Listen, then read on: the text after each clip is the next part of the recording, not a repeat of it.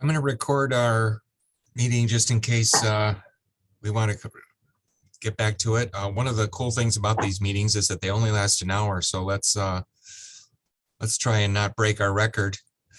But with that, I wanted to make sure that everyone knew Brian, who's joining us today. I invited him just to check out our meeting because he's done a lot of it with Planning Commission. He's got kind of a pulse on what's going on in terms of township policies and environmental initiatives. He's been a regular at our green dialogues. And so welcome, Brian, and don't feel like you have to show up at every meeting, but if the agenda attracts you, feel free. And good to see Brian, Bill. welcome. Well, hi, and I don't have an agenda. You asked me literally 3 minutes ago if I want to do this. I'm like, yeah, sure. But whatever, I'm glad to be here. We often do create an agenda. We've been talking about Solarize Meridian. Recently at our last meeting, we went through an EV smart checklist. Mhm. And Roger created a sort of a quick summary of some of that. And some of you have seen Roger's email. And then Rob also had an update on the solar installation at public safety. But is there anything else you want to talk about today? We should put on the agenda.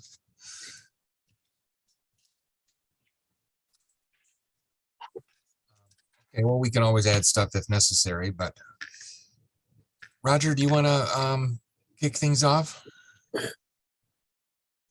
Sure.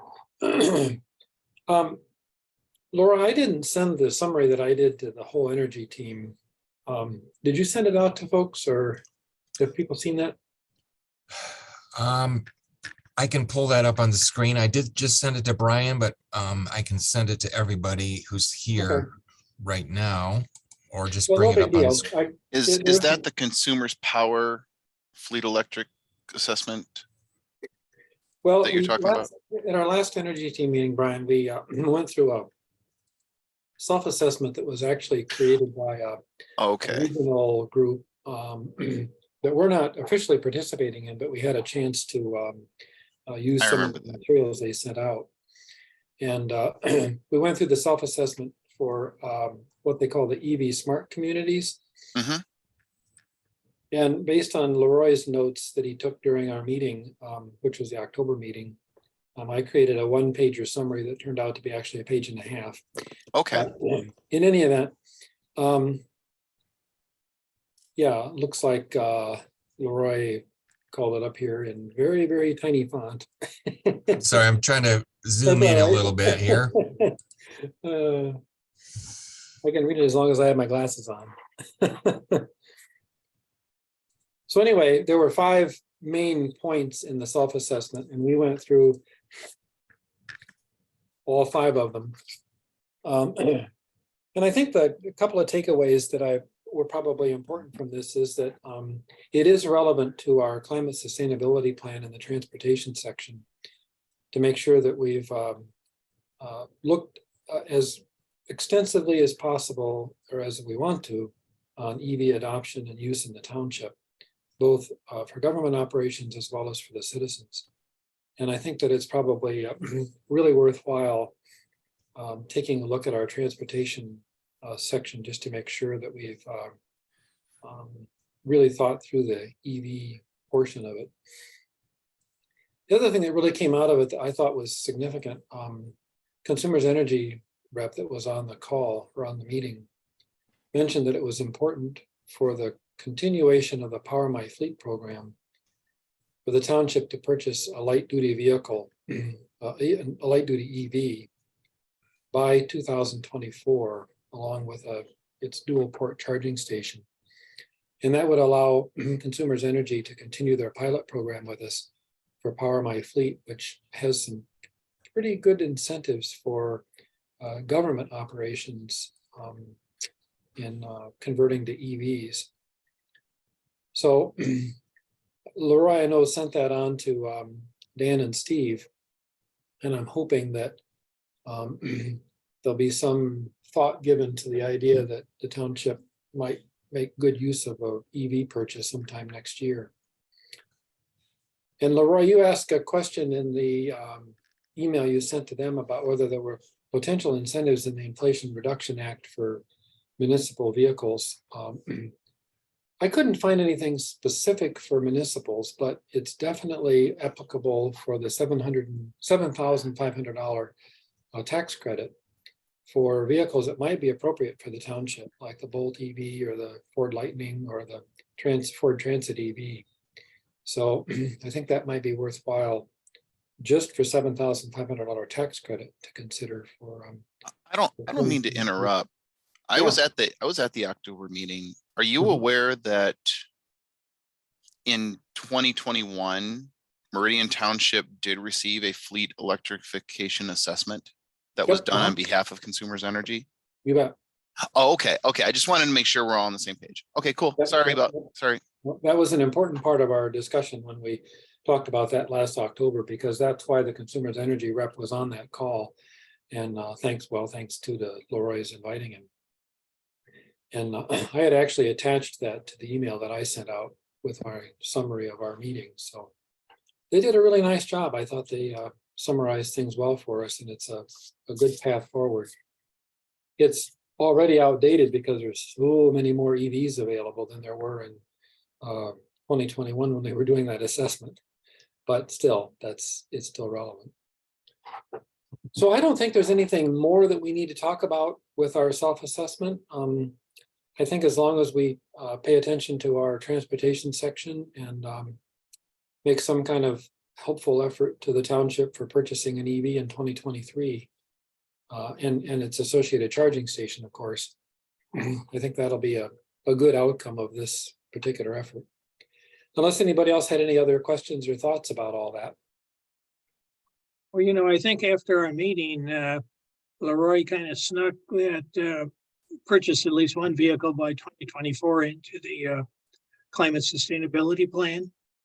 And so there is that objective or strategy or whatever, I think, in the plan. So was I think one thing that came out of the meeting last month. And actually, I think the transportation section is going to, I think, go to both the planning department and the transportation commission. Get feedback from transportation folks, commission, and also from the staff. But one thing, and I think we need to maybe give some more thought to this, is from last month's meeting, the thing that hit me as an obvious, as a possible need was because most homeowners get a EV charger and put it in their garage for overnight charging, but you got all these apartment folks, and some consideration maybe should be given to how can we make charging available to them, because that would be a major barrier. If I was in an apartment now and trying to figure out how I'm going to charge my electric vehicle, because the network for long trips is pretty good now. I mean, you can find fast chargers, if you're taking a long trip almost anywhere. But I think apartment renters is a potential missing link or opportunity. Yeah, I agree. Great point. And we certainly have a lot of apartments in the township. So.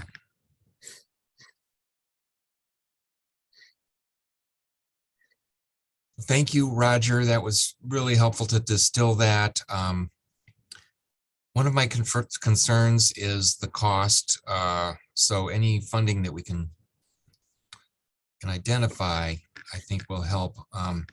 Our vehicle budget is pretty tight. In fact, I was hoping Dan might make it to our meeting today, but Dan was interested in the requirements of the consumers program and certainly doesn't want to be left out if there are some major incentives and assistance such as they've already offered.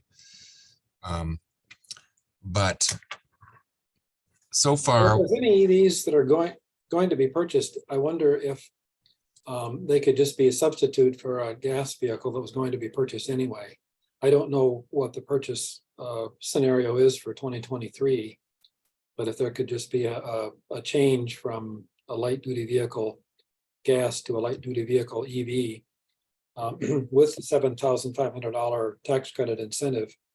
I'm not sure how that applies to the township, but it certainly applies across the board now to purchases. So Yeah, well, we wouldn't be, the township government, right, wouldn't be eligible for the tax credit, but I don't remember any mention of, by the Consumers Energy rep, how much their incentive might be for that EV purchase by 2024. Do you have any information on that, Leroy? I mean, how much would they offer us? Any idea? I think it's for charging stations. And I don't have the specifics. I was hoping to get more on that, but maybe Roger knows. Well, as far as No, you know, it's not for the vehicle. That's correct, I believe. I don't know if there's any special electric rates. I think it's for the charging stations. Yeah. The And John, I wouldn't give up entirely on the idea of some kind of a credit because there are some provisions in the Inflation Reduction Act for commercial vehicles. That's what I was just gonna say. And it's possible that going a little deeper into that act might show that we could in fact get some federal incentives that aren't the official, income tax credit. It'd probably be through a direct pay incentive setup like there is with solar now. I've taken a really deep dive into that with the renewable energy and battery aspect. Haven't spent as much time on the EVs, but that's definitely something I could look into more. I will say all of this is going to get a lot easier to distill and really understand once we get that Treasury guidelines. I've heard around February, perhaps we're expecting those, but we'll see, I guess. But that'll shed some light on a lot of stuff, including EVs and everything else for non-taxable entities. And there's a lot in there. It's good stuff. Great, Rob. I'm sure that'll be helpful information. I guess I would also encourage you to talk with Dan and some of the other, if you have contacts with board members, about the assessment that was done, but also the climate sustainability plan and the desire to get things rolling, no pun intended, in terms of the charging in the vehicles, because I think there's no one's as passionate about this as you guys are, gals and guys. And if that board doesn't hear it from the public, including our volunteer commissions, it's just not even on the radar. And it doesn't make political sense for me to do a whole lot of that lobbying myself. I'm more under the direction of the DPW director. But if Dan hears it from other people as well, I think he's more likely to look into it. This is probably not practical, but it'd be nice if we do put in an EV charger, if it could be made available to the public, that would be nice. But I'm guessing there's lots of good reasons why you wouldn't want to do that. But that's just something maybe that should be at least asked, because maybe I'm assuming that the barriers are greater than they are. Because I mean, I can think of all sorts of scheduling issues and liability issues. They have the public using a township charger, but it's maybe worth asking a question, because it'd be nice to offer that to especially people in apartments. I think we kind of touched on that in that meeting last month, as far as, well, what if this was going to be available to the public? Does the grant or any of the incentive money change if it becomes like an actual charging station where there's a charge involved, where they're paying that power, and does that affect some of the incentives consumers gives? That meeting was recorded. I took some notes on it, but I think we touched on that. And I know consumers does have rebates for level 2 EV charger installs, depending on the type of charger, how that applies to the nonprofits. completely certain, but we know just from last month that charging stations, there's definitely good incentives. So I don't know exactly how it works with charging the public, or could it be free for them? I don't know. How does the charger? I know that the East Lansing Public Library has chargers there, and I don't know if they're free or not because I don't have a car to use them. But John mentioned liability, things like that. I mean, how are those things navigated there? Do we know? We don't know, but it's an interesting idea to maybe, especially if there's some incentives available for commercial fleets, or I mean, the library would be a great location for a charger, the one, or Okemos Library, or if there's attractive incentives for commercial businesses, right, which is apartment buildings. Maybe part of what we just need to do is let the apartment building owners know that these incentives are available. I think that a lot of times that's half the battle is just most business owners and individuals generally don't know a lot of these incentives are even out there, because it would make it all a lot more practical for folks. It might be great also, for example, the planning department who's talking to developers about projects, rehabs and other initiatives. Oh to yeah, that's a good idea, is to point out include some of that stuff. We have a Yeah. great advocate in our planning director who drives an electric vehicle. And I know Brian. This is truth. That's a great idea, Leroy. Like during that those conversations and the process that they go through, just maybe some sort of informational, so you're aware, this is out there. I don't know what form that could go to them, but yeah, I think again, I mean that I think that really is half of it, is that people just don't know there's a lot of incentives out there that are just waiting to be taken advantage of, but they're not necessarily advertised on a massive scale. So a lot of people just don't. When this shakes out, it would be really good if I had like a 1-page handout that could summarize that I could hand to developers when they come in, especially since this ties in, we're starting the process of looking at updating our traffic standard, or not traffic, excuse me, our parking standards. And we're looking at the possibility of going from encouraging to mandating a small amount of EV stations on certain size projects. When that would help, like, hey, what do you mean I got to do this? Well, yeah, but look at the credit you can get, and I can hand them something. As this develops, that would be really useful to me.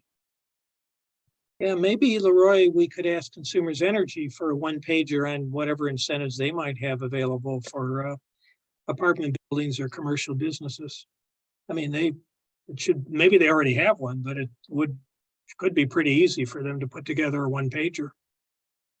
Yeah, I think maybe Roger sent those out, or they might be in the something that Stephen Harris had shared, but I'll see if I can pull that up right now. And yeah, thanks, Brian. And then of course, if there's more incentives after February, Rob mentioned the guidelines. Yeah, I was just going to say that once the Treasury releases guidelines on the IRA, there should be hopefully some nice succinct summaries of what's available and how it works, that could also be added, to that page, because you should be able to, stack these incentives with your local utility plus the federal government. Next thing you know, oh wow, okay, we want to do this. You don't have to tell us to. We want to. That's even better. Well, all you got to do is take the current political approach and just troll up the internet with a bunch of people who sound like potential renters who are saying, I wouldn't even consider renting at a place that didn't have chargers. Yeah, That'll do the trick. There you go. Yeah, there it is. No, but I did want to ask seriously, if you're talking about, let's say a big apartment building, I have no idea what the sort of wattage, the power requirements or rules about power utility scale would be. But if you're talking about, hooking up, I don't know, an apartment block's worth of chargers, I would imagine that would actually change the capacity that of power that needed to be delivered. And I was just wondering, is there any talk about, standards being changed in terms of construction rules for buildings that are equipped this way? Well, that is a rabbit hole, Ned, for sure. The reason it's particularly on my mind is because I was just in the Brownfield Commission meeting this morning, and they were talking about the whole challenge of Okemos Village. One of the things that is still kind of in the middle of debate is, so roughly speaking, they want to bury the power but if consumers does it, we're talking about, several $1 million to do it.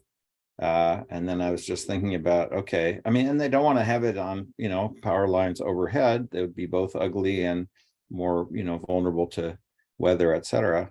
But I'm just trying to think about whether projects like that ever could benefit from, sort of thinking ahead about capacities that are going to be needed when we're further along toward the electrification process.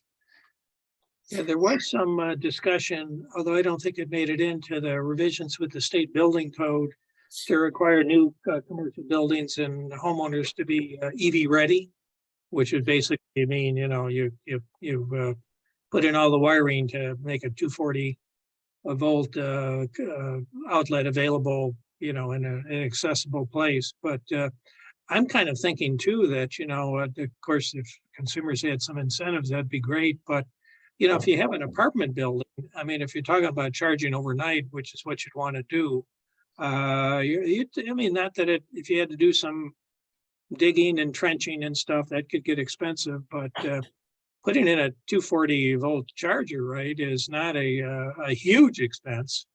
So I could see how an apartment building, just as an amenity, might put in a couple stations for overnight charging. That would be a nice amenity and wouldn't cost a fortune. And if there was some incentive to help with that cost, that would be a good deal, because part of our problem is, existing apartment buildings. I mean, that's if we just deal with new construction, that's going to take a hell of a long time to have an impact. We hopefully will come up with something to, or maybe the federal tax credit or something will help with all those existing apartment buildings. Mm-hmm. There's a few variables. Sorry, Roger, go ahead.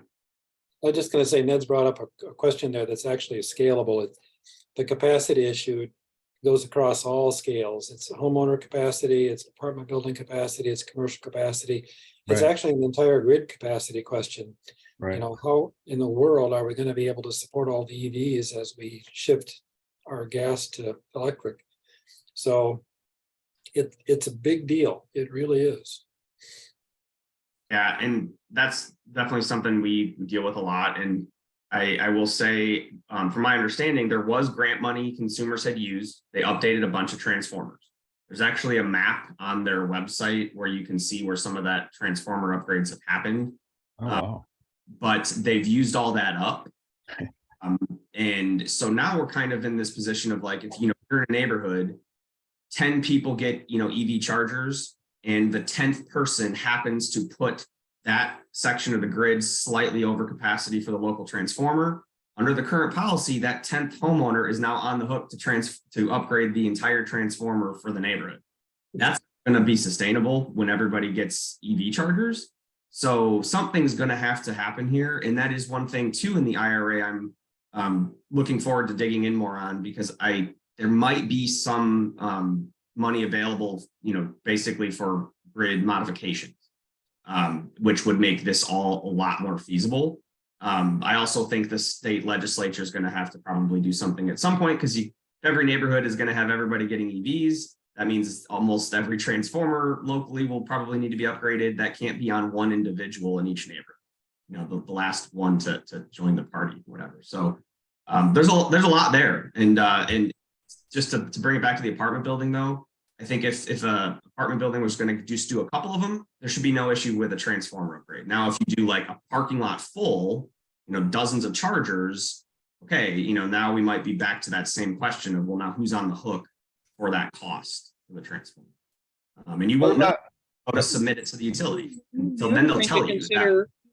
the other thing to consider is if you think in terms of load on the system and transformers, almost all this charging at home is going to be done overnight. When the draw is, everybody's turned out their lights and a whole bunch of stuff. So, it's not like you've added the electric vehicle charging to your highest peak load. That's a great point. Yeah, you're adding it during the time when the utility and all the equipment has excess capacity. So it's I kind of wonder like, how much they factor that in though, because that's the reality though. although right? how do we know everyone's going to be charging at night? And if they charge during the day, we're over capacity. That's I don't know. It's a fine line to walk a little bit. Well, and one thing that I noticed with my EV charger is that to get my rebate from consumers, they required that I could hook up to the Wi-Fi so they could kind of see what's going on.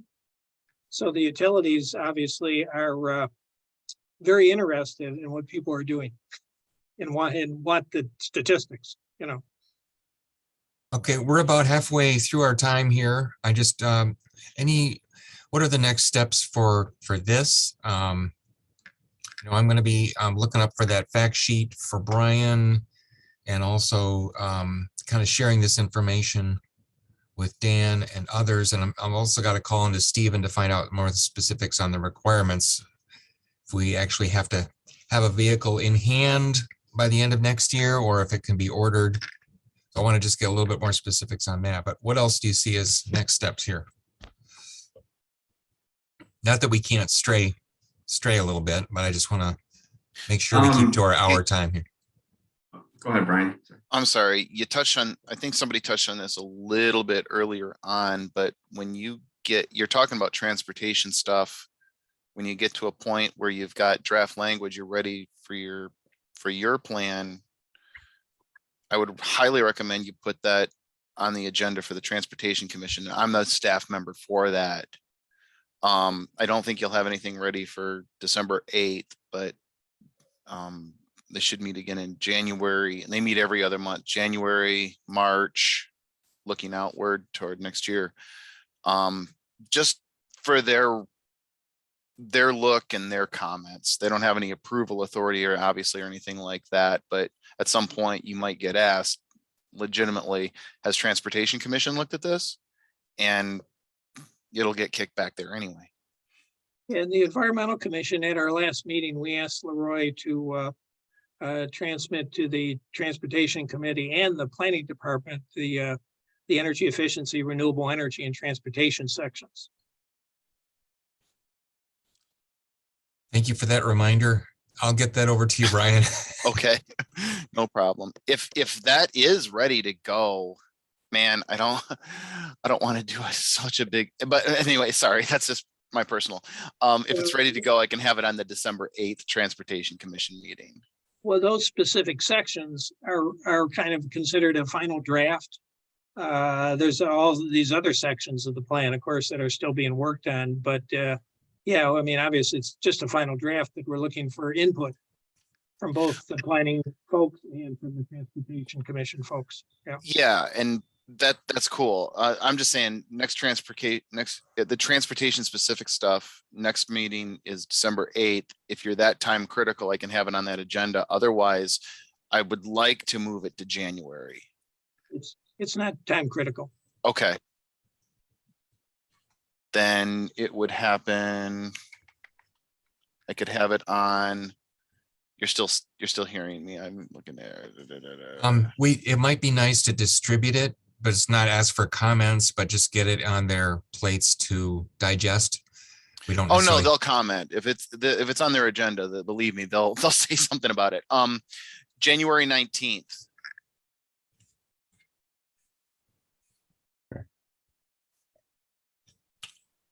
Sounds good. They will read it and they'll either say, wow, this looks good to us, we're not really experts in EV, or they will talk about it for half an hour and I will have a list of comments for you the next day.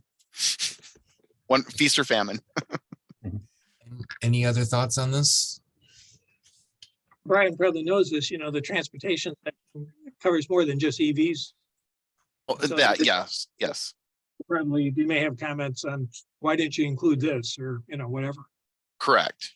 Right. Correct. Yeah. I'm doing a similar exercise with them with the transportation related stuff in the master plan as we look at the update to the master plan. And that's why I'm like hesitant to put it like right away on the December 8th, like that could turn into a really big discussion. And I'd let, so if I've got the time to move it to January, that works for me, but a lot better. Hi, Valerie. Do you have something you wanted to Valerie? share? You're muted. Anything else on this topic? Valerie, you're muted. I just said I was hiding behind my screen. I didn't have anything. Oh, good. All right. I have a sort of general education question, which is just it reveals or it demonstrates my ignorance. So when we go back to ancient history and installation of distribution systems and for utilities of different sorts, focusing on energy, well, with things like we had rural electrification, that was certainly supported by the government, right? I mean, by subsidies. And so was distribution of telephone service, if I remember right. What about things like, oil and gas pipelines? I mean, every time I ride to work, I'm riding right over the Wolverine gas pipe or oil pipeline. Who paid for that? Is that entirely private? I mean, the company, the oil companies, or how were these things worked out? in my experience, the gas companies are private. I don't know of any municipal gas service. And I've worked in Michigan and Kentucky. That's what Okay. that's So even the large scale distribution systems that were, I mean, They're regulated industries, right? Aren't they monopolies? Up north, you get into co-ops and things like that, but that's not a government agency. So there were no incentives. There are a lot of subsidies to the federal government for oil and gas for always historically. Mm-hmm. They still have them, even though we're in a climate crisis. So I mean, that's one of the environmentalists get very heated about that. Yes, right. Yeah. Well, I mean, one can argue that the whole way that we sort of structure our costs for hydrocarbon fuels is completely different, for example, than Europe. I mean, our roads are what make those hydrocarbon fuels valuable, but we don't pay at the pump for that cost. We pay with our taxes, so indirectly we're still paying For what? I'm sorry. What do you? For making roads, road construction and so forth. I mean, a lot of European taxes on fuel end up supporting the network of roads itself. And so do ours. Your property taxes a, do not go to funding road agencies. Well, I didn't just mean, I'm just saying we keep our fuel much cheaper that way. Well, that's true. That's true. I'm sorry, I misunderstood you. Sorry. I'm just saying the distribution of costs is essentially a subsidy to the oil industries. Bingo. Right. And anything else on the EV assessment? Next steps for that? Only, I guess, maybe related, but a while back, I don't know if you guys remember, we talked about a grant application boot camp that could potentially be available. I don't know if you guys remember that. Yes, we did apply for that related to EV infrastructure. We haven't heard back on the timing on that yet, but I just asked Melissa about it the other day. Okay, because I felt like that was a really great resource, because from my memory, there was like several things that covered that, they could kind of walk you through how to access these grants. And so it's definitely something I think we should want to take advantage of for sure. Thanks. I can keep you posted on that if that's something you want to if you could, check that'd out. be great. I've had a tab up on my computer for ever since we talked about it. It's been months. Yeah, I think that's a great resource for sure. That also included EECBG, which we participated in over a decade now, but funding energy efficiency as well. So I'll pass that info on when I get it. But Great. So far, no update from Melissa Massey, who's been assisting with that. Great. And so do you want to do a brief update on the carport project, Rob? Or, Sure. and Yeah, I think that's absolutely. the main other thing on our agenda, unless I missed something. Well, let's talk about, if we have some time, let's talk about next year's Solarize project. Okay, do you want to do that first? Or I Rob, do you want to go? Go ahead. Whatever you guys want. I don't care. Why don't you do the carport? That's Sure. Yeah, it's pretty brief. quick. Yeah. So yeah, no, I mean, construction's done. Everything is completed. Basically at this point, just waiting on an email from consumers. Yeah, here are some of the Wow. photos. Yeah, so if you wanted to show those, Leroy, those were the ones I was going to try to show everybody today. So, yeah, so it looks fantastic. It went great. You know, everything is ready to go. We're just the interconnection agreement was signed on the 10th. Usually consumers takes about a week after it was signed to email approval to operate. So we're expecting that any day now. As soon as that email comes through, then we can get it powered up. So yeah, it's looking great. And then the plan is to get some more, hopefully on a sunny day, some really good video content and stuff for home TV and the website. So there'll be a lot more of that, you know, as well. So yeah, it really turned out great, and I'm excited to get it turned on and also to get more of that really good, you know, video and photo content. So yeah, that's pretty much it. That's Are we gonna have wonderful, one of Rob, those to see websites that- where you, See the project come to fruition from our long-term. I know, discussion. right? From we started talking about that 2 years Yeah, ago. yeah. And by golly, we got solar Yeah. panels on the carports. Cool. The township does have as one of their board goals to continue towards our progress on renewables for next year. So we want to be thinking about next sites and possibilities for that. So just to keep that on our radar for future discussion. Yeah, and that does also pair with hopefully recommendations from the IAC program with MSU, because that'll unlock even more grant money. And you combine that with the direct pay incentive. You know, that yeah, there's a lot of really great stuff out there. So it's exciting, sure. Get paid to go solar, like Oh, they yeah. say in the advertisements. Yeah, except actually. Okay, all right, John, you want to talk about Solarize for a few minutes?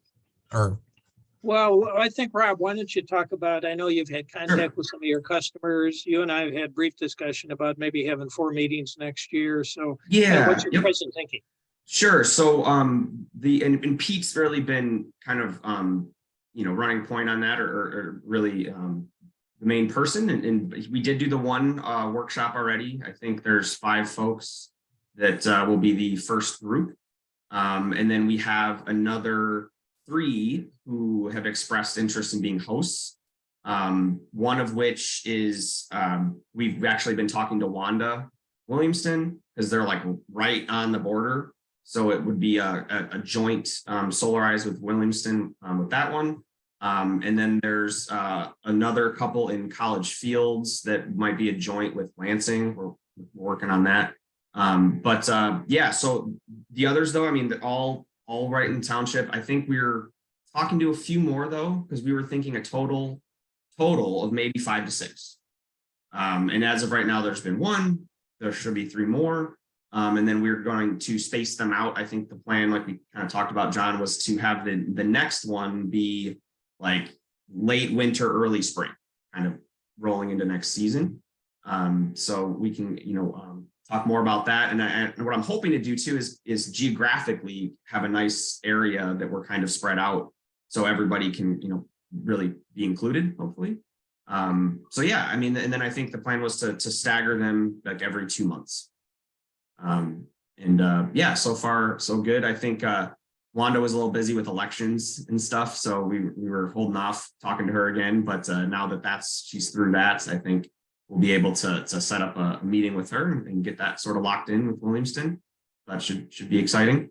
But yeah, overall, there's definitely been a lot of interest. You know, I think especially with the tax credit and everything, and the battery incentives, and yeah. So I mean, really, I don't know if anybody has any questions, but that's sort of the plan right now. We're just still confirming exactly who the hosts will be.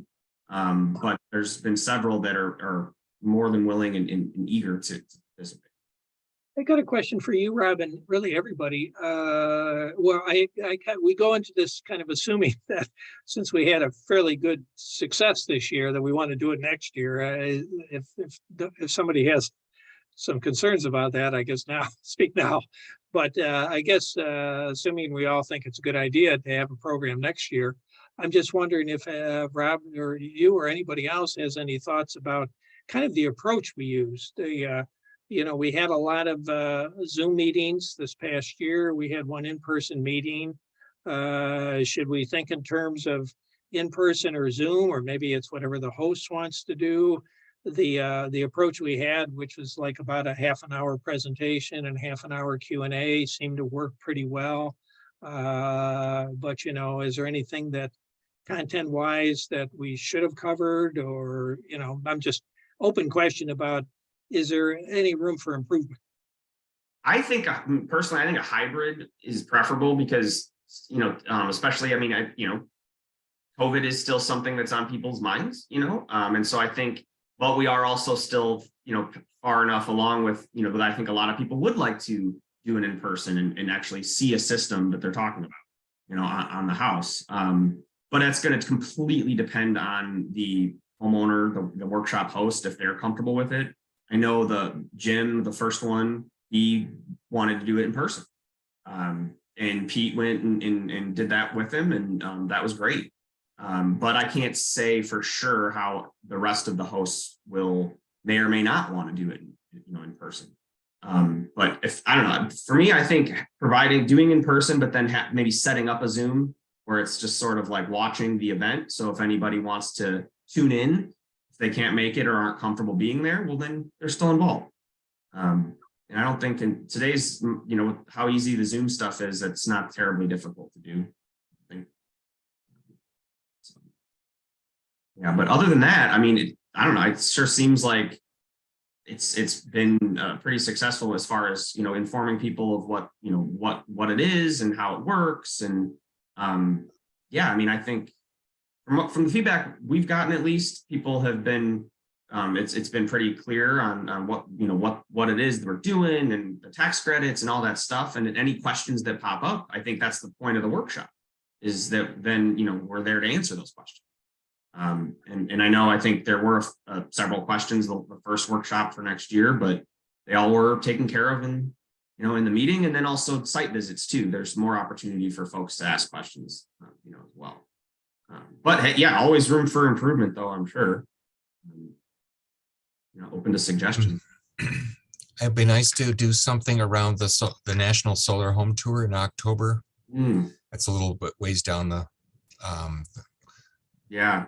Maybe in the future, that could be the first one for 2024 or something. I don't know. Yeah, and we're also going to be at the farmers market, hopefully most months.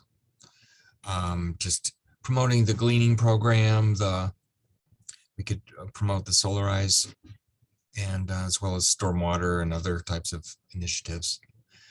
I don't know if there's maybe literature for Solarize that, like a pamphlet that could be handed out or something like that for folks. I don't know if that could be helpful. I mean, even if it's just like one of those, not even a fold out, but just a one.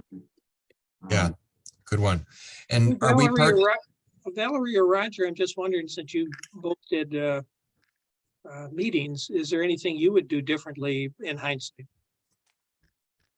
I'd originally, because I think was I the first one? I don't know if I was the first one or not, but I was thinking of having a Zoom and then having a date where if they wanted to come by after and see it, or vice versa.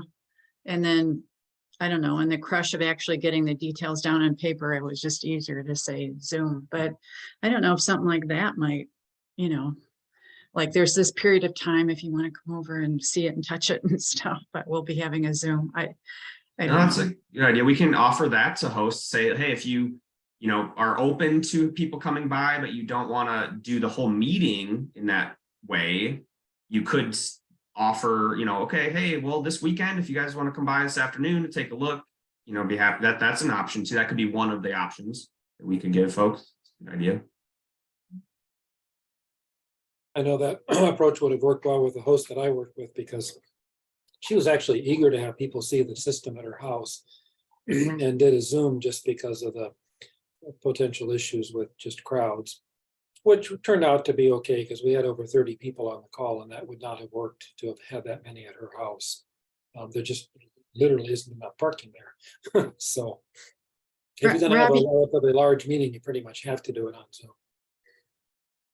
Rob, you mentioned incentives on batteries, and I wonder how many people from this last Solarize plan for a future battery, and are there new updates regarding batteries? Yeah, so under the new IRA, the tax credit now applies to battery installations independent of solar.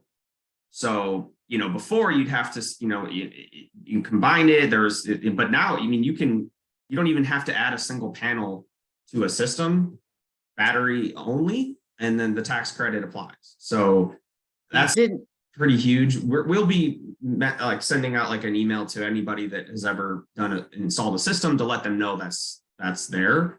Do the majority of your customers do the future battery setup? I mean, a decent amount. To be honest, we usually, I mean, we try to just be transparent, say, look, you know, these batteries are still very expensive.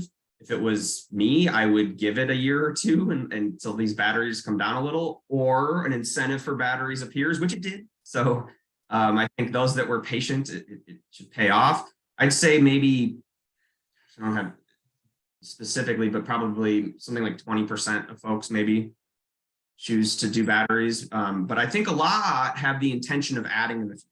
I think that a lot of people have that planned and are just kind of, waiting for costs to kind of match where PV costs are, because batteries are probably about a decade behind. Well, what I recall, our choices with you was that we could do a couple of modifications to be battery ready. And that can always be reverse engineered in too. Like you can always, it just depends, you know, you might need to swap an inverter or something. So, you know, but there's always a way to combine any, you know, system that, you know, whether it's microinverters or optimizers to incorporate a battery. Are the price of batteries coming down yet, or? Not really. You know, I give that another year, maybe. I mean, it's still a kind of that ramp up scramble. I will say, in the IRA, I mean, keep coming back to that, but there's a lot of things in there that incentivize domestic manufacturing of batteries and PV and all this. So I think a lot of these cost savings will be tied to that IRA incentives for those manufacturers, but it's going to take time to develop and actually get these plants up and running. Right now, there's just not enough batteries to go around, and that's half the problem. We got to get our chemists plugged into this. No pun intended. Right, Ned? Yeah. Ned, you're muted there.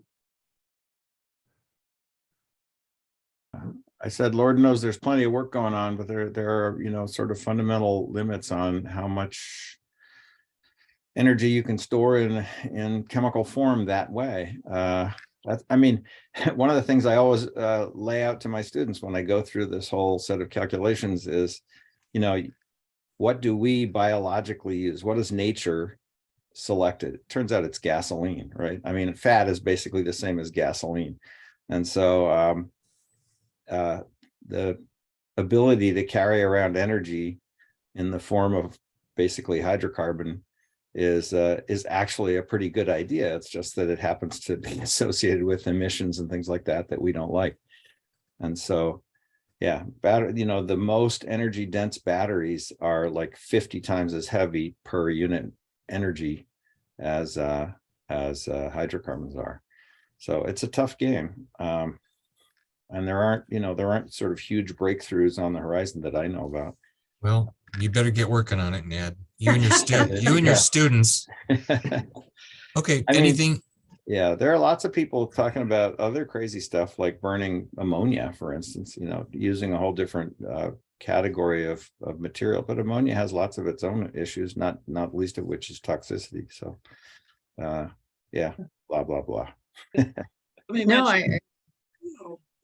What? Go ahead. No, I was just going to say replace one you know, one awful set of circumstances with another that. Right, right. Well, of course, the real answer is bicycles. Then we're not There we hauling, go.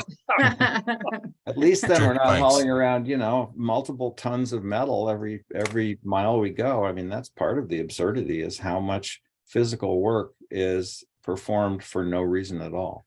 And of course, vehicles have just gotten bigger and bigger. I tell my kids, who both have pickup trucks that are taller than I am, that when I was hit by a car at age 9, it broke my leg because that's where the bumper was. But if I was hit by one of their vehicles, they wouldn't be here.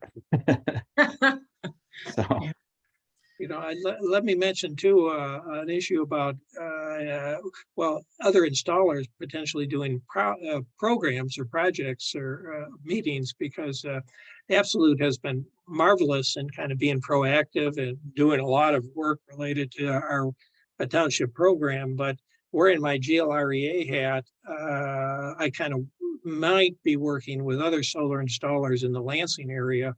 I already did a meeting with Solar King out in Williamston.